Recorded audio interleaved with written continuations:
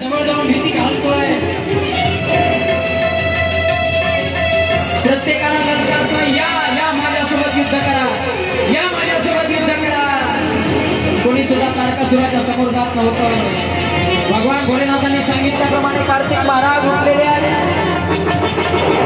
कार्तिक महाराजांनी भगवान भोलेनाथाचं दर्शन घेतलं,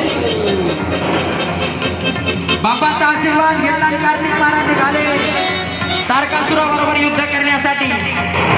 आलेले आहेत तारकासुर, समोर उभा आहे तारकासुर, बलाढ्य असा दिसतोय महाराज, आणि कार्तिक महाराज अगदी छोटे लहान बाळ, आणि युद्ध करतायत. दोघांचं घनघोर युद्ध चाललंय, एकमेकांवरती वार चालू आहे. सर्वांनी टाळी वाजवा.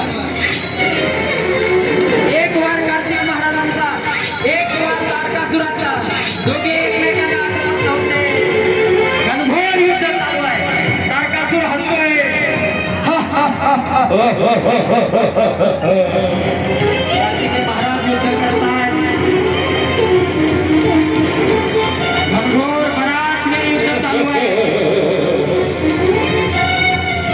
आणि शेवटी तारकासुराला कार्तिकेय महाराजांनी तलवार चालवली आणि तारकासुराचं मस्तक वेगळं केलं आणि तारकासुर खाली पडला.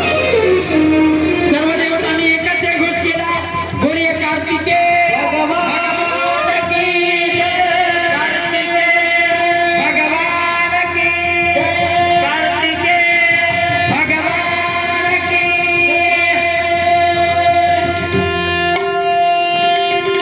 वाह, आमच्या कार्तिकेय महाराजांसाठी जोरात टाळी वाजवा. खिशात ठेवा, खिशात, तोंडात